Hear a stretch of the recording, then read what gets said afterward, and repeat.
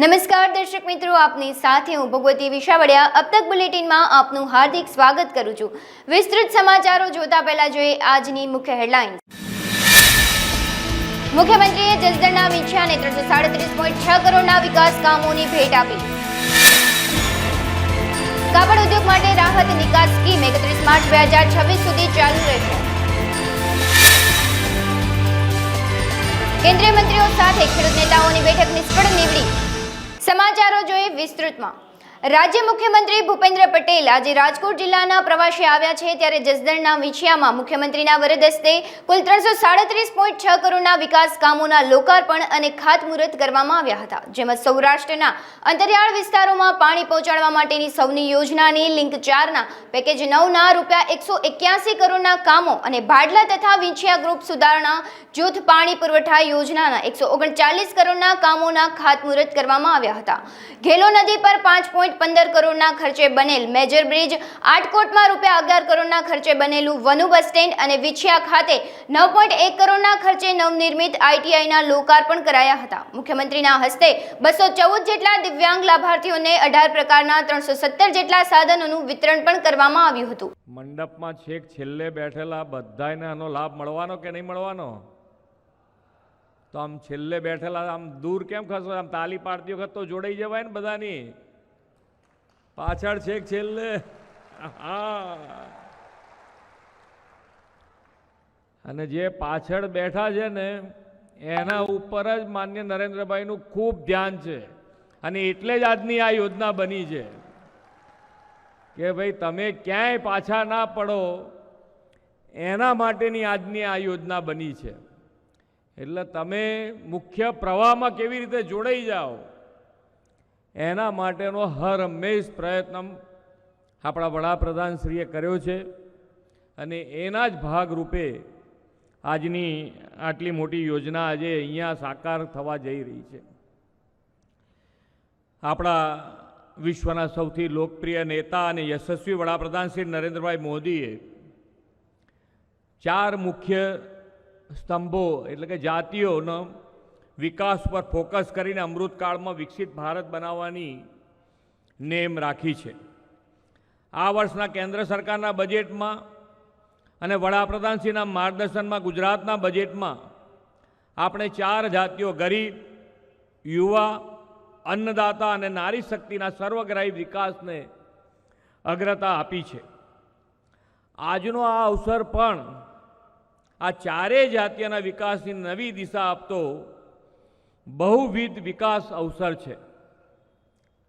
આજે 214 દિવ્યાંગોને 28.93 લાખની સાધન સહાય, વિચરતી જાતિના 133 લાભાર્થીઓને આવાસ માટે પ્લોટની સનદનું વિતરણ એ ગરીબ કલ્યાણની પ્રતિબદ્ધતા છે। આ જિલ્લાના યુવાનોને ટેકનિકલ તાલીમથી રોજગારીલક્ષી શિક્ષણ માટે 9 કરોડનું નવું ITI ભવન યુવા વિકાસની આપણી નેમ છે। સૌની યોજના લિંક 4ના પેકેજ 9નું કામ 181 કરોડના ખર્ચે હાથ ધરવાની આજે ખાતમુહૂર્ત વિધિ એ અન્નદાતાને સિંચાઈ સુવિધાથી સમૃદ્ધ કરવાનો સંકલ્પ છે। 139 કરોડના ખર્ચે જૂથ સુધારણા પાણી પુરવઠા યોજનાના કામો એ આ વિસ્તારની માતા બહેનોને એટલે કે નારી શક્તિની પાણીની પીડા ભાંગવાનો પ્રયત્ન છે। એટલે જે ફોકસ કર્યું છે, હંમેશા વડાપ્રધાનશ્રી એક કાર્યપદ્ધતિ વિકસાવી છે કે જેટલું બોલવું એટલું કરવું, અને જેટલું કરવું હોય એટલું જ બોલવું।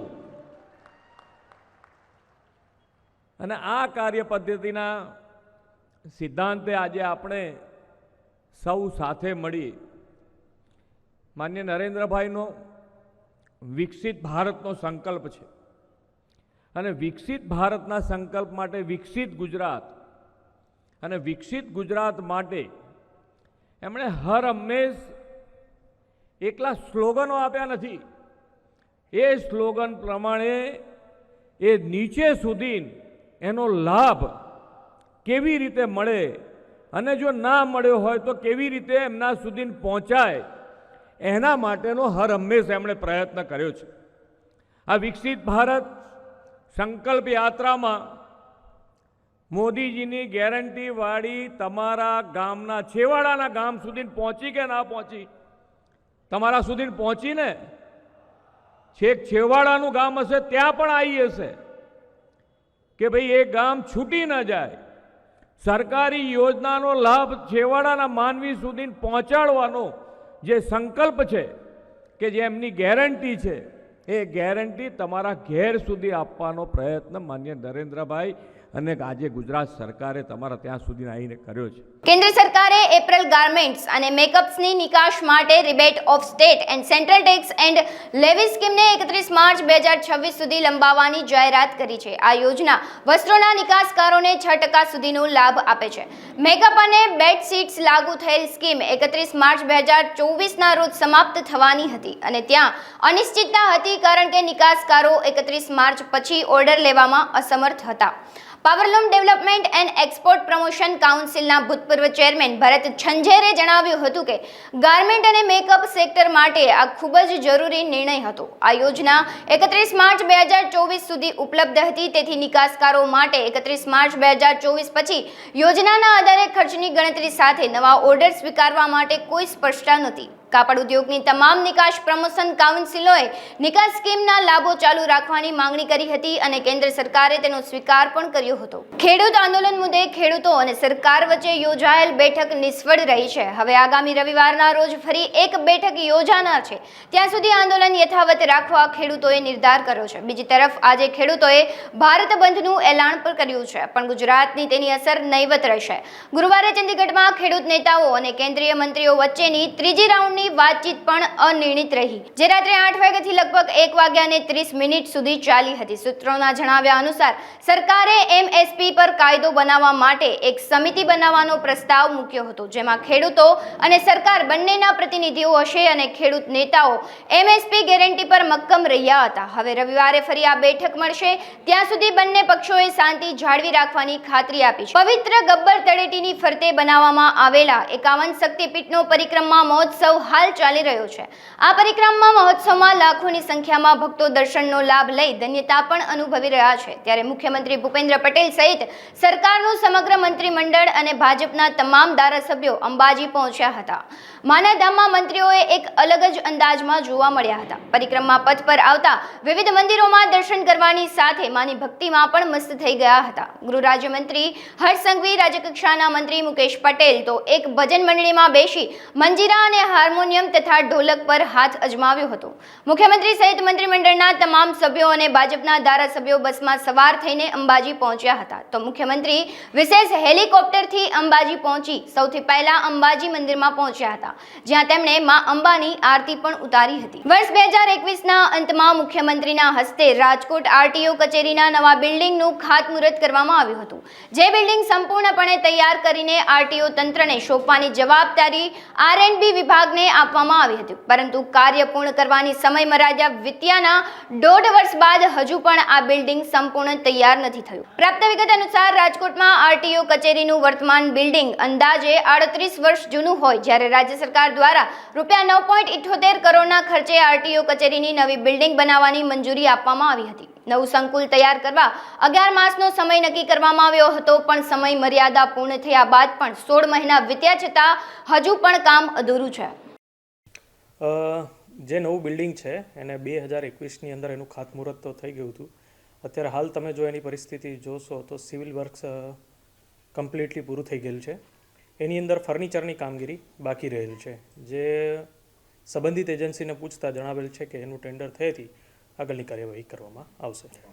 2021માં 20/11 ખાતમુહૂર્તની કાર્યક્રમ કરવામાં આવેલો હતો અને ત્યારબાદ સરકારી ધારાધોરણ મુજબ 11 માસની અંદર બિલ્ડિંગનો કન્સ્ટ્રક્શનની કામગીરી પૂર્ણ કરી અને જે તે સંબંધિત ખાતાને સોંપવાની હોય છે, પરંતુ અનંશે અમુક કારણોસર હજી ફર્નિચરની કામગીરી બાકી છે અને ફર્નિચરની કામગીરી પૂર્ણ થયેથી આરટીઓ કચેરી કાર્યરત થશે. સંબંધિત વિભાગને આ બાબતે ટેલિફોનિક અને પત્ર વ્યવહાર અને વગેરે બાબતે એમને જાણ પણ કરેલી છે અને જણાવ્યું પણ છે કે જેટલું બને એટલું સિવિલ વર્ક પૂર્ણ થયા બાદ ફર્નિચરની કામગીરી પૂર્ણ કરી અને આરટીઓ કચેરીને સંબંધિત જે બિલ્ડિંગ છે એ સોંપણી કરે. તેમના દ્વારા જણાવવામાં આવે છે કે હાલ જે ટેન્ડરિંગની પ્રક્રિયા છે ફર્નિચર માટેની એ પ્રક્રિયા કાર્યરત છે, પૂર્ણ થઈ હતી આપણે બિલ્ડિંગની સોંપણી કરવામાં. ના આજ દિન સુધી એવી બાબતે કોઈ જણાવવામાં આવ્યું નથી, પણ અમે ઈચ્છે છે કે જેટલું બને એટલું જલ્દી કામગીરી પૂર્ણ થાય અને અરજદાર નવી બિલ્ડિંગનો લાભ લેતા. આશરે 9.78 કરોડની આસપાસનું જે ભંડોળ આપવામાં આવેલું છે અને જે આપણે રોડ એન્ડ બિલ્ડિંગ વિભાગ છે તેમને આ કામગીરી પૂર્ણ કરવા એટલે કે જે સુવિધાઓ જે સવલતો પૂરી પાડવા માટે એમને કામગીરી સોંપેલી છે એ કામગીરી પૂર્ણ થયા બાદ આરટીઓ કચેરી કાર્યરત થશે. વિભાગ દ્વારા કોઈ ચોક્કસ એમનો સમયગાળો દર્શાવેલો નથી, પરંતુ જે કામગીરી બાકી છે એની અંદર ફર્નિચરની કામગીરી બાકી છે. અમુક વસ્તુ જોતાં એની અંદર જો આપણે ઇલેક્ટ્રિક બોર્ડની કામગીરી બાકી છે ને નેટ કનેક્શનની જે કામગીરી છે એ બાકી છે, એ પૂર્ણ થઈ હતી અને ફાઇનલી કલર કામની કામગીરી પૂર્ણ થઈ હતી. આગળની કાર્યવાહી થશે. રાજકોટના વીકેન્ડ ગ્રુપ દ્વારા 400 મહિલાઓને સ્વાવલંબી બનાવવા માટે પુતળીમાં ઉદ્યોગ મંદિરની સાથે જોડાઈ તારીખ 20 ફેબ્રુઆરીથી 20 માર્ચ એમ 1 મહિના સુધી મહિલાઓને નિઃશુલ્ક બ્યુટિશિયન અને નેલ આર્ટનો કોર્સ શરૂ કરવામાં આવશે. આ બહેનોએ 1 માસનું પ્રશિક્ષણ આપ્યા બાદ તેઓને સરકાર માન્ય સર્ટિફિકેટ પણ આપવામાં આવશે, જેથી તેઓ ભવિષ્યમાં સરકારની વિવિધ યોજનાઓનો લાભ લઈ શકે. ત્યારે પ્રધાનમંત્રી કૌશલ્ય યોજનાનો પણ પ્રારંભ આ કાર્યક્રમમાં કરવામાં આવશે. કાર્યક્રમની રૂપરેખા આપવા વીકેન્ડ ગ્રુપ અને પુતળીમાં ઉદ્યોગ મંદિર સંસ્થાની મહિલાઓએ અબ તક મીડિયા હાઉસની મુલાકાત લીધી. નમસ્કાર, વીકેન્ડ ગ્રુપ પીના કોટક. ખાસ કરીને આપણે દર વર્ષે વિશ્વ મહિલા દિનની ઉજવણી ખૂબ જ સરસ રીતે કરતા હોઈએ છીએ, ત્યારે આ વર્ષે પણ કંઈક રાજકોટના બહેનોને અલગ આપવાનો નિર્ધાર કર્યો છે કે જે ખરા અર્થમાં અમે એમને ઉપયોગી થઈ શકીએ અથવા તો બહેનો અમારા થકી કંઈક આગળ વધી શકે. અને આ તકે પુતળીબા ઉદ્યોગ મંદિર ખાસ કરીને અલ્પનાબેન ત્રિવેદીનો અમને ખૂબ જ સહયોગ મળી રહ્યો છે અને અમારા બંનેના ઉપક્રમે સંયુક્ત ઉપક્રમે આ 1 મહિનાનો કોર્સ અમે શરૂ કરવા જઈ રહ્યા છીએ 20 ફેબ્રુઆરીથી 20 માર્ચ સુધી. અને આ કોર્સ અંતર્ગત PMKVY યોજના અંતર્ગત બહેનોને જે તાલીમ આપવામાં આવશે બ્યુટિશિયન અને નેલ આર્ટ માટેની, અને એમનો સમય સવારે 9 થી 12 અને બપોરે 3 થી 6 નો રહેશે. અમારી લાગણી એવી છે વીકેન્ડ ગ્રુપ અને પુતળીબા ઉદ્યોગ મંદિરની કે આ કોર્સ થકી બહેનો વધુ ને વધુ પગભર બને, કારણ કે આ કોર્સમાં જે બહેનો બ્યુટિશિયન અને નેલ આર્ટનો કોર્સ શીખશે તો આર્થિક ઉપાર્જનની વિશાળ તકો એમના માટે ભવિષ્યમાં નિર્ધારિત થઈ શકે તેમ છે. રાજકોટ ખાતે પુતળીબા ઉદ્યોગ મંદિરમાં આશરે 400 દીકરીઓનું અમે આ આયોજન કર્યું છે અને જેના અંતર્ગત અત્યારે 300+ રજીસ્ટ્રેશન પણ થઈ ગયા છે. અને ખુશીની વાત એ છે કે અત્યારે આ 300 દીકરીઓ કે 400 દીકરીઓ જે આ કોર્સ શીખશે તો એના થકી ભવિષ્યમાં પણ અમારી એવી લાગણી છે કે બીજા બહેનો પણ એ બહેનો થકી આગળ આવશે. આ કોર્સમાં 18 વર્ષથી ઉપરના કોઈ પણ બહેનો દીકરીઓ જોડાઈ શકશે અને ખાસ કરીને એમની જે લાયકાત છે, જે શૈક્ષણિક લાયકાત, એ એમની ધોરણ 10 પાસની માર્કશીટ અથવા ફેલની માર્કશીટ કોઈ પણ ચાલશે એમાં. પણ ખાસ કરીને બહેનોને ત્યાં સમય મર્યાદામાં હાજરી આપવી ફરજિયાત છે. અને આ કોર્સનું મહત્વ એ છે કે આ કોર્સ સંપૂર્ણપણે પૂરો કર્યા પછી સમય મર્યાદામાં એ બહેનોને સરકાર મને એક સર્ટિફિકેટ આપવામાં આવશે કે જેના અંતર્ગત આ બહેનો ભવિષ્યમાં ક્યારેય પણ સરકારી કોઈ પણ યોજનામાં લોન લઈ આર્થિક સહાય મેળવી અને આગળ વધી શકશે. યસ, એમના માટે સર્ટિફાઈડ ટ્રેનર જ કે જે વર્ષોનો બહોળો અનુભવ પણ ધરાવતા હશે. એમાંના અત્યારે એક ટ્રેનર મિસેસ સ્મિતા રાજદેવ આપણી સાથે છે કે જેઓ નેલ આર્ટનો કોર્સ કરાવવાના છે. ખાસ આયોજન એ રીતે જ છે કે તાલીમ અને સર્ટિફિકેટની સાથે એક બહોળો અનુભવનો પણ રાજકોટના બહેનોને લાભ મળવાનો છે. અત્યારે આ જે PMKVY યોજના અંતર્ગત જે આપણને કોર્સ મળ્યો છે તો એના અંતર્ગત બ્યુટિશિયનના કોર્સમાં બધી જ બાબતો આવરી લેવામાં આવશે કે જેમાં હેર કટ હોય, પાર્લરનો બીજી જે હેર વોશ હોય, વેક્સ હોય, ફેશિયલ હોય, આ બધા જ મુદ્દાઓને એમાં આવરી લેવામાં આવશે. અમારો પ્રયત્ન એવો છે કે 1 મહિનાની અંદર એટલીસ્ટ બેઝિક નોલેજ બહેનોને મળવું જોઈએ. અને સમયાંતરે હજુ વિશ્વ મહિલા દિનનું હજુ એક પણ અમારું આગામી આયોજન છે, તો એ અંતર્ગત આપણે જ્યારે પાછા અમે મુલાકાત કરશું ત્યારે વિશેષ માહિતી પણ આપશું કે વીકેન્ડ ગ્રુપ હર હંમેશા આવું કંઈક નવું લઈ અને બહેનોને કંઈક ને કંઈક આપવાનો પ્રયત્ન કરી રહી છે. જી, હર હંમેશ મહિલાઓ જ્યારે આગળ આવવા માટે પ્રયત્ન કરે છે પણ એમને ખાસ જરૂર હોય છે યોગ્ય માર્ગદર્શનની અને યોગ્ય પ્લેટફોર્મની કે જો બહેનોને મળશે તો પરિવાર પણ ચોક્કસ એમને મદદરૂપ થશે જ અને એમને સહકાર પણ આપશે અને બહેનો આગળ પણ આવી શકશે. આગામી લોકસભા ચૂંટણી પહેલા કોંગ્રેસે યુવાઓને પ્રાધાન્ય અને જવાબદારીઓ સોંપવાની કામગીરી હાથ ધરી છે, જેમાં કોંગ્રેસના નવનિયુક્ત પ્રમુખ અતુલ રાજાણીને પ્રમુખ પદ આપી અને રઘુવંશી સમાજને રાજીપો આપવા પ્રયાસ હાથ ધરી રહ્યા છે. આવનારી લોકસભાની ચૂંટણીની તૈયારી પણ શરૂ કરવા નવનિયુક્ત પ્રમુખે વાત કરી હતી, જેમાં અતુલ રાજાણીએ જણાવ્યું હતું કે ગુજરાત પ્રદેશનો આભાર માનું છે. મારી જવાબદારી માત્ર વોર્ડની હતી, આજે મને શહેરની જવાબદારી આપી છે. કાર્યાલયની મુશ્કેલી હતી તે દૂર થશે અને રાજકોટ શહેરના અનેક મુદ્દાઓ જેમ કે પ્રાથમિક સુવિધાઓ પર અમે ખાસ ભારણ મૂકશું. ગુજરાત પ્રદેશ પ્રમુખ શક્તિસિંહ ગોહિલનો ખૂબ ખૂબ આભાર માનું છું અને ઓલ ઇન્ડિયા કોંગ્રેસના પ્રમુખનો પણ ખૂબ ખૂબ આભાર માનું છું.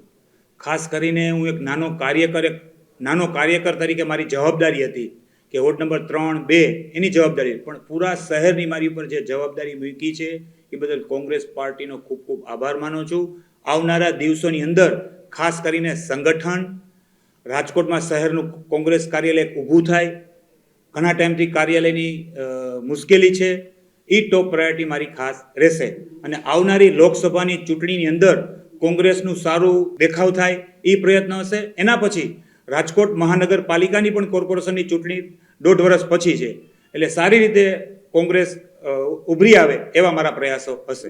ખરેખર હજી તો મારી નિમણૂક આજે જ થઈ છે, હજી તો ચૂંટણીને 1.5 મહિનો ટાઈમ છે, એટલે જેટલું સારું પાર્ટી તરફથી થશે એટલું સારું કરીશું. ભાઈ તો એ ભાજપનો પ્રશ્ન છે, અમારી તો સારામાં સારોમાં કોંગ્રેસ પક્ષનો દેખાવ હશે એટલું આપને હું કહું છું. રાજકોટના જે પણ પ્રશ્ન હશે એને ટોપ પ્રાયોરિટીમાં આવશે અને સોલ્વ કરવાના પણ પ્રયત્ન કરીશ. મુખ્ય ખાસ કરીને રોડ રસ્તા છે, ડ્રેનેજના પ્રશ્નો છે, સ્ટ્રીટ લાઇટના પ્રશ્નો છે, કોકને જી બિલના પ્રશ્ન છે, પાણીના પ્રશ્નો છે, જેને ગંદા પાણી આવે છે એના પણ પ્રશ્ન સાથે લઈને પૂરા કરીશું. અમરેલી તાલુકા પોલીસ સ્ટેશનમાં રાજકોટની પીડિતાએ અમરેલી તાંત્રિક વિસાવદરનો ભૂવો રાવળદેવ સહિત સમગ્ર કૌભાંડના સાગરીતો સામે બળાત્કાર, છેતરપિંડી સહિતની કલમો હેઠળ ગુન્હો દાખલ થયો છે. આ સમગ્ર હકીકત રાજકોટ વિજ્ઞાન જાથાના કાર્યાલયે પીડિતાના પરિવારે ચોંકાવનારી હકીકત આપતા સમગ્ર કિસ્સો બહાર આવ્યો છે. માતા દીકરીનો મજબૂરીનો કિસ્સો સમાજ માટે બોધપાઠ રૂપે જાથા જોવે છે. સમગ્ર મામલે અમરેલી ડીવાયએસપી જેપી ભંડારીએ જણાવ્યું હતું કે આ બાબતે 5માંથી 4 આરોપીઓને તાલુકા પોલીસે ઝડપી લીધા છે તથા અન્ય એકને પણ સત્વરે ઝડપી પાડી કાયદેસરની કડક કાર્યવાહી કરવામાં આવશે. વધુમાં તેઓએ જણાવ્યું હતું કે આવા કોઈ તાંત્રિકોની વાતોમાં લોકો ના આવે અને જરૂર પડે પોલીસને જાણ કરે, જેથી અન્ય લોકોને આવી ઘટનાઓથી બચાવી શકાય. ગુજરાતમાં દર 15 દિવસ અને 20-25 દિવસની અંદર અંધશ્રદ્ધાનો જે બનાવ બને છે તેનાથી આપણું હૃદય દ્રવી ઉઠે છે. તાજેતરમાં અમરેલીના તાંત્રિક અને વિસાવદરના રાવળદેવ સુનિલભાઈ નામનો ભુવો છે, તેને રાજકોટની યુવતી અને તેની માતાને તંત્ર વિદ્યા અને અંધશ્રદ્ધાનો ભોગ બનાવી અને અમરેલીના તાંત્રિકે એનો હવસનો શિકાર બનાવી અને માતાની પાસેથી બંને એકૂટ મળીને આશરે 3 લાખથી વધુની રકમ પણ ઓળવી ગઈ છે. તે સંબંધી અમરેલી તાલુકા પોલીસ સ્ટેશનની અંદર ફરિયાદ દાખલ કરવામાં આવી છે. આરોપીઓની ધરપકડ કરી છે અને તપાસ ચાલી રહી છે. આ સમગ્ર ઘટના છે માત્ર માતા છે, એને પુત્ર પ્રેમ, એને ઘોડો જવાની ઈચ્છા અને માતા હતી એના પતિ સાથેની અણબનાવ અને પુત્ર છે અલગ રહેવા જતાં આ બધી વિકટ સમસ્યામાં અંધશ્રદ્ધામાં ફસાતા બરબાદીને આમંત્રણ આપ્યું અને એનો કરુણ અંજામ આવ્યો અને અંતે પોલીસ દફતરે ગુનો દાખલ કરવામાં આવ્યો. કે રાજકોટના એક ભોગ બનનાર બહેન કે જેમના પોતાના પતિ સાથે ડિવોર્સ થઈ ગયા હતા અને 3 વર્ષનો બાળક હતો, એ એમના પતિ જોડે રહેતો હતો અને ઘર સંસારમાં કલેશ ચાલતા હતા અને પોતાનો જે ભાઈ હતો એ પણ તેમના પરિવારથી દૂર રહેતો હતો. તો આ દરમિયાન એક ભારતીબેન નામના વ્યક્તિ આવી અને એમણે કહે છે કે તમારા પરિવારની અંદર, તમારા કુટુંબમાં એક વળગાડ છે કે જે અંધશ્રદ્ધામાં માને છે, એ વળગાડને તમારે દૂર કરવો પડશે. એ દૂર કરવા માટે મારા જમાઈ છે મુકેશભાઈ ભેસાણીયા કરીને, એ અમરેલીમાં રહે છે અને એ તમને આ દૂર કરી આપશે. આ મારફતે એમણે મુકેશ ભેસાણીયાનો સંપર્ક કરાવ્યો. ત્યારબાદ મુકેશ ભેસાણી સંપર્કમાં આવી મુકેશ ભેસાણીયા, એમના પત્ની રાધિકાબેન, એ બંને એમણે અહીંયા અમરેલી ખાતે બોલાવી એમને અલગ અલગ વિધિના નામે અલગ અલગ સમયે અલગ અલગ રકમ ઉઘરાવી, અલગ અલગ જગ્યાએ અલગ અલગ વિધિ કરાવી, એની પછી પૈસાની માંગણી કરીને પૈસા લીધા. ત્યારબાદ અમુક સમય બાદ એને એવું જણાવવામાં આવ્યું કે મુકેશ ભેસાણીએ કે મારા દ્વારા આ જે વળગાડ છે એ દૂર નહીં થઈ શકે, તો તો આની માટે મોટા ભુવાનો સંપર્ક કરવો પડશે. આવું કહી અને વિસાવદર ખાતે સુનિલ રાવળ નામના વ્યક્તિનો સંપર્ક કરાવ્યો. ત્યાં જઈને પણ તાંત્રિક વિધિ કરાવી અને ત્યાં પણ પૈસાની લેતી દીધી થઈ.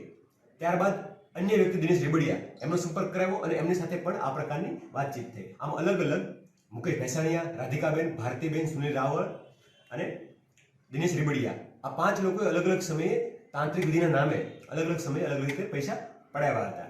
ત્યારબાદ જ્યારે પૈસા પૂરા થઈ ગયા ત્યારે ભોગ બનનાર બેનને એવું કહેવામાં આવ્યું કે તમારે આ તાંત્રિક વિધિમાંથી નિકાલ પ્રોપર લાવવો હોય અને તમારા બાળક છે એમને કંઈ નુકસાન ના થાય, તમારા બાળકનું જીવનું કોઈ જોખમ ના થાય, એ માટે તમારે મારી સાથે શારીરિક સંબંધ બાંધવો પડશે. એટલું કંઈ એમને ધમકાવી, ડરાવી અને એમની જોડે બળાત્કાર પણ ગુજાર્યો હતો. જેથી આ 5 લોકો સામે તથા એક અન્ય વ્યક્તિ સામે તપાસમાં જે બી ખુલી આપે એ તમામ લોકો સામે બળાત્કાર, છેતરપિંડી, ઠગાઈ, મદદગારી, ગુનાહિત કાવતરું લગતની વિવિધ કલમો હેઠળ ગુનો દાખલ કરવામાં આવ્યો છે અને 5 પૈકી 4 આરોપી તાલુકા પોલીસ દ્વારા હાલમાં અરેસ્ટ કરવામાં આવ્યા છે અને અન્ય વ્યક્તિની શોધખોળ હાલમાં ચાલુમાં છે. આગળની તપાસ પણ હાલમાં ચાલુમાં છે. સામે કોઈ અગાઉ ગુના નોંધાયેલા છે? એ ગુનાહિત ઇતિહાસ બાબતે હાલમાં તપાસ ચાલુ છે. હું આપના માધ્યમથી, મીડિયાના મિત્રોના માધ્યમથી લોકોને અપીલ કરવા માંગુ છું કે આ પ્રકારની કોઈ પણ તાંત્રિક વિધિમાં ભુવા, ભવાઈ કે અન્ય કોઈ પણ પ્રકારની લોભ લાલચમાં આવ્યા વગર કંઈ પણ પ્રશ્ન હોય તો એનું કાયદાકીય રાહે, મેડિકલ સાયન્સની દ્રષ્ટિએ, ટેકનોલોજીના માધ્યમથી એ નિકાલ લાવવો જોઈએ. આ પ્રકારના કોઈ પણ ભુવાના કે ધતિંગના કોઈ પણ લોભ લાલચમાં આવવું જોઈએ નહીં. આ માટે લોકો જાગૃત થાય એ પણ હું અપીલ કરું છું. ભેળસેળ યુક્ત તેલ એ ઝેર છે અને મોટા ભાગના જીવલેણ રોગો ખરાબ ખાદ્ય તેલના પરિણામે થતા હોય તેવો દાવો કરવામાં આવે છે. તબીબોનો એક એવો દાવો છે કે હાર્ટ એટેક, કેન્સર, થાઇરોઇડ સહિતના 90% રોગો ખરાબ ખાદ્ય તેલના પરિણામે જ થાય છે. તેવામાં પણ કોરોના કાળ બાદ લોકોમાં હાર્ટ એટેકનું પ્રમાણ પણ વધવા લાગ્યું છે. કોરોના મહામારી અને ત્યારબાદ વધતા જતા હાર્ટ એટેકના કિસ્સાઓને લઈને લોકોમાં સ્વાસ્થ્ય પ્રત્યે સૌથી મોટી જાગૃતિ આવી છે. ત્યારે લોકો કેમિકલ રહિત વસ્તુ વાપરવાનો આગ્રહ રાખે છે. ત્યારે આવી સ્થિતિમાં સમાજને શુદ્ધ તેલ પીરસવાના ભાવ સાથે જામનગર કાલાવાડ હાઈવે પર આવેલી બાલાજી ઓઇલ મિલની શરૂઆત કરવામાં આવી છે. હાલ આ ઓઇલ મિલમાં મોટા પાયે તેલની માંગ જોવા મળી રહી છે. હા, મારું નામ રામજીભાઈ છે. તાલુકો કાલાવડ, જિલ્લો જામનગર. કાલાવડથી 3 કિલોમીટર દૂર અમારું બાલાજી ઓઇલ મિલ આવેલું છે અને અમે બેસ્ટ ક્વોલિટીનું ઓઇલ બનાવીએ છીએ કે ડોક્ટરના કહેવા મુજબ કે મેજોરિટી વધારે હાર્ટ એટેક આવતો હોય તો તેલના કારણે નાના બાળકોને આપણે જોઈ રહ્યા છીએ, નાના બાળકોને હાર્ટ એટેક આવે છે. તો અમને એવો વિચાર આવ્યો કે આપણે બેસ્ટ પ્રોડક્ટ બનાવી અને બેસ્ટ ક્વોલિટી પબ્લિક લગી પહોંચાડી અને પબ્લિકે અમને બહુ સારો સપોર્ટ કર્યો. અમે ઓનલી ફોર G20 માંડવીનું તેલ કાઢીએ છીએ. તમે લાઈવ મારા મિલે આવી શકો છો, ગમે ત્યારે વિઝિટ કરી શકો છો અને બેસ્ટ ક્વોલિટીનું અમે તેલ આપી રહ્યા છીએ. હા, અમે એક દિવસનું 350-400 ડબ્બા જેવું 24 કલાક અમારું મિલ હાલે એટલે 350-400 ડબ્બા જેવું તેલ નીકળી જાય છે અને પબ્લિકનો અમને બહુ સારો સપોર્ટ છે કે જે અહીંયા આવીને અને લાઈવ કઢાવી જાય છે. તમે અહીંયા આવી શકો છો, લાઈવ કઢાવી શકો છો અને તમે જોઈ શકો છો અને અમે તમને ફ્રી હોમ ડિલિવરી. જૂનાગઢના માંગરોળના ચાખવા ગામનો યુવાન અમદાવાદ ખાતે અભ્યાસ કરતો તે દરમિયાન અકીબ ખાન, રહેમાન ખાન બેલીમને મુલાકાત રાજસ્થાનના 2 વ્યક્તિઓએ વૈભવ અશોક મહેતા અને સંદીપ રતનલાલ જોશી સાથે થઈ હતી. આ બંને ઇસમોએ અમદાવાદ એરપોર્ટમાં નોકરી આપવાના બહાના હેઠળ ₹26,30,000 છેતરપિંડી આચરી હતી. યુવાનને નોકરી આપવા માટે એરપોર્ટ ઓથોરિટી લેટર અને મેડિકલ સર્ટિફિકેટ પણ ડુપ્લિકેટ બનાવી મેલ કરવામાં આવ્યા હતા. જ્યારે યુવાને આ ડોક્યુમેન્ટની airport authority of India Mumbai ખાતે તપાસ કરાવતા આ ડોક્યુમેન્ટ તમામ ખોટા હોવાનું જાણવા મળ્યું હતું. આ છેતરપિંડી બાબતે માંગરોળના સીલ પોલીસ સ્ટેશનમાં ગુનો નોંધી પોલીસે વધુ તપાસ હાથ ધરી હતી. ગઈકાલે સીલ પોલીસ સ્ટેશન વિસ્તારમાં એક બનાવ જાહેર થયેલ છે. બનાવમાં દર્શાવેલ વિગતે સીલ પોલીસ સ્ટેશન વિસ્તારના ચાખવા ગામના રહેવાસી અકીલ ખાન બેલીમ છે એ અમદાવાદ ખાતે પોતે અભ્યાસ કરતા હતા અને જુદી જુદી સ્પર્ધાત્મક પરીક્ષાઓની તૈયારી કરતા હતા. આ દરમિયાન અકીલ ખાનના પિતા અને છે એ એક વ્યક્તિ છે વૈભવ અશોક કુમાર મહેતા, તેમના સંપર્કમાં આવેલ હતા. આ જે વૈભવ મહેતા છે એ એરપોર્ટ ઓથોરિટીમાં નોકરી આપવા માટે એક ટ્રેનિંગ સેન્ટર ચલાવતા હતા અને એરપોર્ટ ઓથોરિટીમાં નોકરી આપવાને બહાને જે ફરિયાદી છે તેમના પિતાને વિશ્વાસમાં લઈ અને ફરિયાદીના પિતા પાસેથી 26,30,000 જેટલી રકમ છે એ અલગ અલગ કટકે મેળવી લીધેલી હતી અને તેમની સાથે છેતરપિંડી કરેલી હતી. આ જે ફરિયાદમાં દર્શાવેલ વ્યક્તિ આરોપીઓએ આ જે છોકરો છે અકીલ ખાન, તેમને નોકરી આપવા માટે ડુપ્લિકેટ મેડિકલ ફિટનેસ માટેના લેટરો તૈયાર કરી આપેલા હતા. એરપોર્ટ ઓથોરિટીમાં જોબ આપવા માટેના ડુપ્લિકેટ કોલ લેટર બનાવી આપેલા હતા. તેમજ આ બધા મેડિકલ કરાવવું, જોબ આપવું, આ બધાને બહાને તેમની પાસેથી આ રકમ મેળવી લીધેલી હતી. અને આ માટે તેમણે જે ફરિયાદી છે તેમને સ્ટેમ્પ પેપર ઉપર લખાણ બી કરી આપેલું હતું કે મેં આ નોકરી આપવાને બહાને આપની પાસેથી જે પૈસા લીધેલા છે તે હું આપને નોકરી નથી અપાવી શક્યો, એટલે પરત કરી દઈશ. હાલ સીલ પોલીસ સ્ટેશનમાં આઈપીસી 406, 420, 465, 467, 68, 71 અને 120B મુજબ આ ગુનાના સંબંધે ફરિયાદ દાખલ કરી અને આ બંને જે આરોપીઓ છે તેને ઝડપી લેવા માટે હાલ તજવીજ હાથ ધરવામાં આવેલ છે. સલીમ આકિબ ખાન છે, હું શાખવાનો રહેવાસી છું અને હું 2016-17, 18ના ગાળા દરમિયાન અમદાવાદમાં અભ્યાસ કરતો હતો. ને એ ગાળાની દરમિયાન મેં યુનિવર્સલ એકેડમીની અંદરની જાહેરાત જોઈ હતી અને જાહેરાતમાંથી પછી કોન્ટેક્ટ થયા હતા વૈભવ મહેતાની સાથે. બરાબર, વૈભવ મહેતાને પછી અમારે ફ્રેન્ડશીપ થઈ હતી અને પછી અમારે એરપોર્ટ ઓથોરિટીમાં નોકરી મેળવવાની વાતચીત થઈ હતી વૈભવ મહેતા હારે. પછી તે અમારા ઘરે પણ આવેલો હતો ને પછી અમે રકમ નક્કી કરેલી હતી. એ રકમમાંથી 3 લાખ રૂપિયા અમારા ઘરે આવી અને એ લઈ ગયો હતો. પછી ફરી વખત 50,000 રૂપિયા વધારે, લાખ રૂપિયા વધારે એમ કરી ને ટોટલ રકમ મારી થાય છે 26,30,000 રૂપિયા. બરાબર ને એને અલગ અલગ દસ્તાવેજો બધા આપેલા હતા. ખરેખરમાં તે દસ્તાવેજોની મેં ચકાસણી કરાવી western zone airport authority of India મુંબઈની અંદર, તો તમામ દસ્તાવેજો ખોટા સાબિત થાય છે. બરાબર, પછી મેં વૈભવ મહેતાને જણાવેલું કે આ દસ્તાવેજ ખોટા છે તમારા. બરાબર, ત્યારે વૈભવ મહેતાને ફરિયાદ ન કરવાના મને 32,82,000 રૂપિયા 500ના સ્ટેપ પર રખી આપેલા કે તમારે કોઈ પણ કાયદેસરની કાર્યવાહી કરવાની અમારા પર થતી નથી.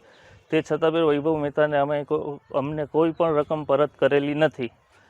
તેણે જે પણ દસ્તાવેજ આપેલા છે તે દસ્તાવેજ તમામ ખોટા છે. તે airport authority western zone Mumbai તરફથી જાણવા મળ્યું છે અને તેનું લેટર બી ઓરિજિનલ મારી પાસે હાજર છે.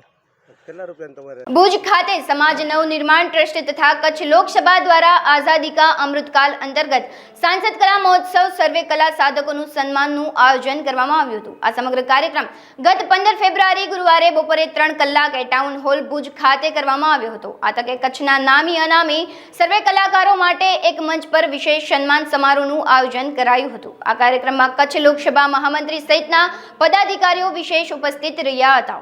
કચ્છના ઇતિહાસમાં પહેલી વખત સૌ ક્ષેત્રના કલા જગતના સૌ કલાકારોનું આજે સન્માન કરવા જઈ રહ્યા છીએ. ભુજ મધ્યે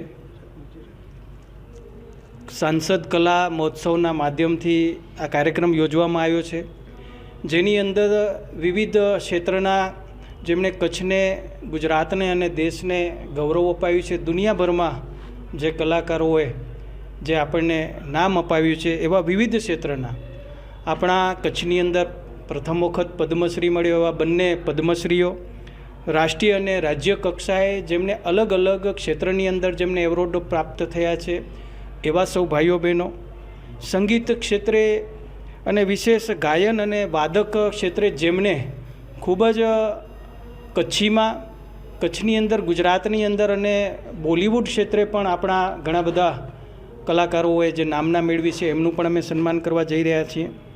કાવ્ય સર્જક, લેખકશ્રીઓ, નૃત્ય કલાકાર, ફોટોગ્રાફર જેમણે એવોર્ડ પ્રાપ્ત થયો એવા હસ્તકલા ક્ષેત્રે જેમનું બહુમાન થયું હોય વિશિષ્ટ રાષ્ટ્રીય કક્ષા અને રાજ્ય કક્ષાએ રાષ્ટ્રપતિ દ્વારા, મુખ્યમંત્રી સાહેબ દ્વારા, વડાપ્રધાન સાહેબ દ્વારા અને અલગ અલગ મંત્રીશ્રીઓ અને મંત્રાલયો દ્વારા પણ જેમનું સન્માન થયું હોય એવા પણ હસ્તકલાના અનેક લોકોનું બહુમાન કરશું. રોગાન આર્ટ હોય, આપણી અન્ય આર્ટો, ઘણી બધી આર્ટો છે જે આર્ટની અંદર પણ ઘણા બધા કલાકારોને બહુમાન પ્રાપ્ત થયું છે એમનું પણ સન્માન કરશું. ચિત્રકલાની અંદર પણ વિશિષ્ટતા જેમને મેળવી હોય આવા નામી અનામી અનેક કલાકારો છે જેમનું આજે આપણે સન્માન કરવા જઈ રહ્યા છીએ. મેં પદ્મશ્રીની વાત કરી તો નારાયણભાઈ જોશી કે જેમણે કચ્છી સાહિત્ય પ્રત્યે એમને પદ્મશ્રી મળ્યો હતો. આપણા રોગાન આર્ટની અંદર આપણા ગફૂર હાજી સાહેબને પણ જે પદ્મશ્રી પ્રાપ્ત થયો હતો. જેમણે સંગીત ક્ષેત્રે ખૂબ જ મોટું નામના મેળવે છે એવા આપણા અનેક કલાકારો છે, જેમાં કે કહી શકાય આપણી કચ્છી કોયલ બેનશ્રી ગીતાબેન અન્ય કાર્યક્રમમાં એ ત્યાં વ્યસ્ત હોઈને આપણા કાર્યક્રમમાં હાજર નથી રહી શક્યા, પણ જેમણે નામના મેળવી છે, કચ્છને ગૌરવ અપાવ્યું છે, એમને શુભકામના પાઠવી છે, એમનું પણ અમે બહુમાન કરીએ છીએ. આપણા ઓસમાણભાઈ મીર કે જેમણે ખૂબ જ બોલિવૂડ ક્ષેત્રે સુધી કચ્છને ગૌરવ અપાવ્યું છે. એવા નામી અનામી નાના મોટા નાના પણ આપણા કચ્છી જે મુરાલા છે કે જેમણે સતત કચ્છને ગૌરવ અપાવ્યું છે, જે આજે કચ્છી જે આપણું સંગીત છે એને આજે ઉજાગર કર્યું છે, એમનું અને એમની ટીમનું પણ અમે બહુમાન કરવા જઈ રહ્યા છીએ. અનેક એવા નામી અનામી કલાકારો છે કે માત્ર અમે એક સોશિયલ મીડિયાના માધ્યમથી એક પ્રયાસ કર્યો હતો અને એ સફળ થયો છે. દેશના વડાપ્રધાન શ્રી નરેન્દ્ર મોદી સાહેબ કે જે હંમેશા કહેતા હોય છે કે સામાજિક ક્ષેત્રે દસનામ ગોસ્વામી સમાજ ટ્રસ્ટ દ્વારા મહાશિવરાત્રિના પવિત્ર દિવસે ભવ્ય શિવયાત્રાનું આયોજન કરવામાં આવ્યું છે. આ વખતે તારીખ 8 માર્ચ શિવરાત્રિના રોજ સંસ્થા દ્વારા 5મી શિવયાત્રાનું આયોજન કરવામાં આવ્યું છે. મહાશિવરાત્રિના પર્વ નિમિત્તે શોભાયાત્રાનું પ્રસ્થાન મવડી પ્લોટમાં આવેલ વિશ્વેશ્વર મહાદેવ મંદિરેથી પ્રારંભ કરાશે અને આ શિવયાત્રા માયાણી ચોક, રાજનગર, નાના મહુવા, કેકેવી, ઇન્દિરા સર્કલ, રૈયા ચોકડી થઈને બાપા સીતારામ ચોકથી રૈયા ગામ પૂર્ણ થશે. આ અંગે વધુ વિગત અબતક મીડિયા હાઉસની મુલાકાતે આવેલા દસનામ ગોસ્વામી સમાજના આગેવાનોએ પૂરી પાડી હતી. નામ મારું દીપ ગોસ્વામી, હું છું સોશિયલ મીડિયા કન્વીનર અને દસનામ ગોસ્વામી સમાજ ટ્રસ્ટ દ્વારા સતત 5મા વર્ષે શોભાયાત્રાનું આયોજન. મુખ્ય રથમાં આપણે વખતે સોમનાથના મહાદેવના દર્શન થશે અને ખાસ કરીને તો અમારા તમામ સમાજના આયોજક મિત્રો દ્વારા મંદિરનું નિર્માણ કરવામાં આવે, જેમાં 3.5 લાખ રૂપિયા જેટલો આશરે ખર્ચો છે. અને આ શોભાયાત્રાનો રૂટનો પહેલાં મવડી વિસ્તારના વિશ્વેશ્વર મંદિરથી માયાણી ચોક, ત્યાંથી રાજનગર ચોક, ત્યાંથી નાના મહુવા, બિગ બજાર, કેકેવી, ઇન્દિરા સર્કલ, રૈયા ચોકડીથી બાપા સીતારામ ચોક, ત્યાંથી લઈને રૈયા સમાધિ સ્થાને આપણે આ શોભાયાત્રા પૂર્ણ થશે. ત્યાં જ સર્વે સમાજ દસનામ સમાજના લોકોને ફરાળ કરીને છૂટું પડવાનું રહેશે. ત્યારબાદ અમારા અને બધા ટીમ મેમ્બર તરફથી તમને અને તમામ સનાતની લોકોને ભાવભર્યું આમંત્રણ આપીએ છીએ. હા, શિવ રથયાત્રાની શોભાયાત્રા છે તેની તારીખ છે 8/3/2024ના દિવસે બપોરે 2:30 વાગ્યાથી લઈને સાંજે 7:30 વાગ્યા સુધી. ભારત સરકારના રાજ્યસભાના સાંસદ અને કેન્દ્રના કેબિનેટ મંત્રી પરસોત્તમ રૂપાલા દ્વારા અમરેલી જિલ્લા રમતવીરો માટે તાલુકા સાંસદ ખેલ સ્પર્ધાનું આયોજન બગસરા તાલુકામાં કરવામાં આવ્યું હતું. આ ખેલ સ્પર્ધામાં કબડ્ડી, ખોખો, યોગાસન, વોલીબોલ, એથ્લેટિક્સ રમતોમાં અલગ અલગ વય જૂથ અંડર 19 અને ઓપન એજ ગ્રુપમાં સ્પર્ધામાં ભાગ લીધો હતો. આ સ્પર્ધાના ઉદ્ઘાટન પ્રસંગે અધ્યક્ષ નગર સેવા સદન પ્રમુખ એવી રીબડિયા, કાર્યક્રમના ઉદ્ઘાટક ધારી બગસરાના ધારાસભ્ય જેવી કાકડિયાના ધર્મપત્ની કોકિલાબેન કાકડિયા, શહેર ભાજપ પ્રમુખ, આ રમતવીરના કન્વીનર પ્રદીપ ભાખર સહિત રાજકીય તેમજ સામાજિક અગ્રણીઓ ઉપસ્થિત રહ્યા હતા. બગસરામાં મેઘાણી હાઈસ્કૂલમાં આજે સાંસદ મહાકુંભ એટલે કે વિદ્યાર્થીઓને આજે કાર્યક્રમ એક વિદ્યાર્થીઓ માટેનો ખાસ રાખવામાં આવ્યો હતો. ખેલ મહાકુંભ એટલે કે અલગ અલગ સ્પર્ધામાં વિદ્યાર્થીઓએ ભાગ લીધો હતો અને ખૂબ ઉત્સાહથી વિદ્યાર્થીઓ રમ્યા હતા. ખેલાડીઓ જ્યારે ખેલી રહ્યા હતા ત્યારે ઉત્સાહથી અમને પણ જોવામાં ઉત્સાહ હતો અને કઈ ટીમ જીતે એના માટે બધાને એક આકર્ષણ હતું કે વિદ્યાર્થીઓને કેટલો ઉત્સાહ છે એ બધા જોઈ અને આજે બગસરા તાલુકાના તમામ ભાજપના કાર્યકર્તાઓ અને નગરપાલિકાના પ્રમુખ અને ધારાસભ્ય હાજર નથી પણ એમના વતી કોકિલાબેન આજે અમે હાજર રહી અને સરસ મજાનું આયોજન હતું મેઘાણી હાઈસ્કૂલમાં. એ અમે બધાએ સરસ રીતે આજે ઉજવ્યું. હાલ સમાચારોમાં બસ આટલું જ. વધુ સમાચારો જોવા માટે તમે જોતા રહો અબ તક. નમસ્કાર.